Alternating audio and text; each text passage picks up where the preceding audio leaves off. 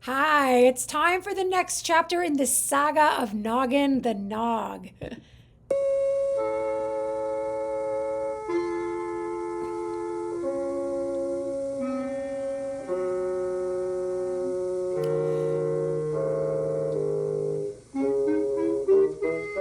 Well, aren't we in the middle of the ocean? What is Nogbad doing? Listen, I will tell you more of the saga of Noggin the Nog, as it was told in days of old by the men of the Northland, as they sat by their great log fires. I told you how Noggin, Prince of the Nogs, set off in a fine ship to sail to the land of the Nooks, Yep. to ask Nuka, Princess of the Nooks, to be his queen. And I told you how, after storms and calms, the help of Arup, King of the Walruses, they came past the whirlpools and the black ice at the edge of the world, to see before them a land of ice and snow. And Noggin, leaning over the side of the ship, saw in the water a little moon-faced man in a canvas canoe. You're a Nook. And you're a Nog. Pleased to meet you. We're looking for the land of the midnight sun, the kingdom of Nan of the Nooks. Well, that's it, in front of you. I'll go and tell them you're coming. And the little Nook paddled away as fast as he could. The long ship of the Nogs followed the little canoe, and soon, rounding a rocky point, I love it. they saw before them the little town of the Nooks. Noggin looked at it astonished, because all the houses were round. Little round houses, middling round houses, and huge round houses, and they were all made of blocks of ice. As they drew closer to the shore, they saw the Nooks waiting for them. A little man on a throne, surrounded by more little men in fur hoods, jumping about with excitement. Greetings, Noggin the Nog. Do you come in peace? Hail, Nan of the Nooks. We come in peace.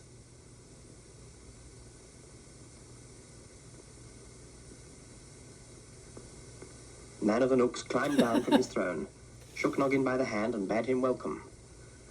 It's jolly cold out here, old chap. Come up to my place and have a cup of something hot. It's jolly cold.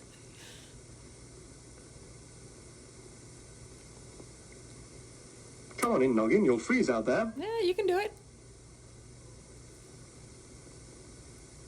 Inside, the round house was very neat and warm. Nice. And Noggin, Prince of the Nogs, and Nan, King of the Nooks, drank hot cocoa out of silver mugs.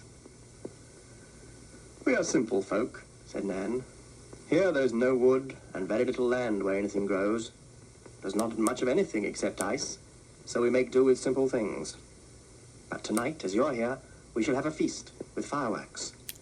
Come, you must meet my daughter. So Noggin met Nuka, Princess of the Nooks. She was more beautiful than he had expected, more beautiful than the carving on the knife. And he fell in love with her all over again. Nan of the Nooks, said Noggin, I have come far, through hail and wind, through snowstorm and sea mist, past the black ice at the edge of the world, to ask your daughter to marry me. But now I'm here, I feel a bit shy. Would you mind asking her for me? Oh. Nuka, Noggin has asked for your hand in marriage. Would you like to marry him and be Queen of the Nogs? Yes, Father, I would. So Noggin and Nuka were married, and there was great feasting and merriment. And as the fireworks were set off, the Nogs and the Nooks sang their drinking songs. Drink her loga, loga, drink her loga, loga, und Shiva und Leva ein wenig du. Komm, Tigi, lucke, lo, und Ball sing und Ball. Komm, Tigi, lucke, lo, und Galdingi. Drink her loga, loga, drink her loga, loga, und Shiva und Leva ein wenig du. The next morning, Graculus came to Noggin. Noggin, I must fly back to the land of Nog and tell the people you have chosen a queen. Time is passing, and if I don't go at once, the 6 weeks will be up, and your wicked uncle Nogbad may have seized the throne. Oh, I forgot about that. So Graculus flew off, 6 weeks? high up in the air, high away from the land of the Nooks. And Noggin, Nan, and Nuka stood and waved goodbye to him.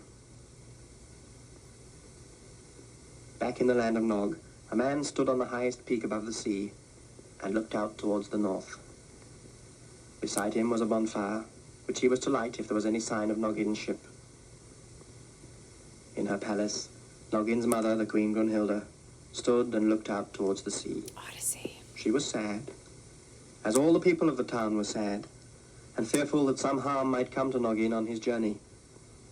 Sad because if Noggin didn't come back soon, the 6 weeks would be up, and the wicked Nogbad would be king. In his black castle, Nogbad the Bad looked out towards the sea. These eyebrows. His face was not sad like the faces of the people. No. It was smiling, Yeah. for he saw no sign of Noggin's ship. Oh boy. And soon the day would come when he would go down to the council of elders in the town hall and tell them to proclaim him king. Far above the castle, Nogbad saw a speck in the sky, floating in the air like an autumn leaf. "Guard, bring me my telescope." And he looked through his telescope at the speck. He saw it was a bird. A large green bird, flying slowly, like a bird that is very, very tired. Well, Aha, I think I recognize that bird. The bird flew down towards the castle. I think It was I'm just too tired to fly anymore. about to So almost with its last find bit of out. strength, it landed on the top of the flagpole, folded its wings, tucked away its head, and went to sleep. On Nogbad's castle? Oh, Oh boy. come with me, guard. Oh boy. Quietly. Nogbad.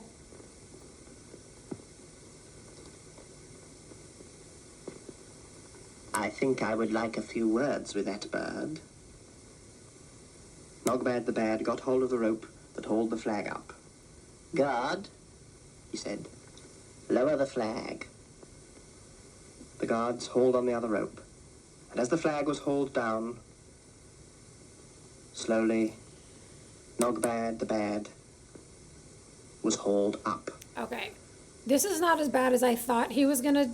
Graculus, for he was the bird, slept. He was too tired to keep his eyes open. That's far. A little rest, he had thought, and then the short fly down to the town in the valley. Slowly, inch by inch, up came Nogbad. Graculus beat with his wings, but Nogbad had him firmly in his grasp. "Lower away."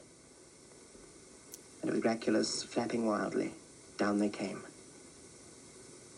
"Now, my feathered friend, what's news from the land of the Nooks? Is Prince Noggin dead?" "Quack," said Graculus. "Oh, so you can't speak, eh? Guard, take it and put it in the dungeon." Down in the dungeon, Graculus sat on a wooden bench. He looked out between the iron bars of the window, and he wept.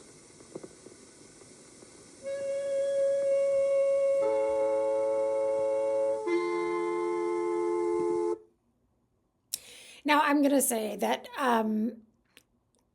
the traveling to the land of the north, a little slow. I mean, a little slow. I think what Noggin, the saga needed was the injection of a villain. And we have got a villain here. Let me tell you, this simple addition of some thick eyebrows and like a dastardly mustache, and you know you cannot trust that guy. Now, I like Graculus. Graculus is an intelligent bird. Graculus is really sort of, a factor in the story that helps it to move forward. But I think we're really learning the importance of cardio, you know? Graculus, you got to don't stop. You know what I mean? You got to just keep going. Just keep going. Dig deep, dig deep, Graculus. So now I think I see what's going to happen here. It's going to be a race against time. I had forgotten about the 6-week clock. I guess something about like a will or whatever. And if he's not married within 6 weeks, then, here comes Nogbad. But I don't know. We're going to have to see. I think we all know that Noggin is going to make it back. The question is how? How is it going to happen? How will Graculus escape, possibly? Oh boy. Oh boy. The saga continues. The other thing that I was really noticing with this episode is, well, two things, I guess. One is the absence of music. I didn't notice that in the other episodes, I guess, quite as much. But it's very much about the narration, and there's not a lot of background music here until the guys started singing, and I loved that. I don't know if that's an actual song, but I did love this sort of celebration singing. And the other thing is, like, how skillful you have to be with, like, highlighting when you have black, white, and gray as really your only colors, and how they can create so much depth and interest. Not by using like dark lines, right, or shaded lines, but the way that they sort of use that white to kind of highlight and set things apart. I love the art of this show. Yeah, so I'll be really interested to see how Graculus gets out of this one. So those are my thoughts, and I'd love to hear yours. So I'll meet you down in the comments, and I'll see you in the next one. Bye.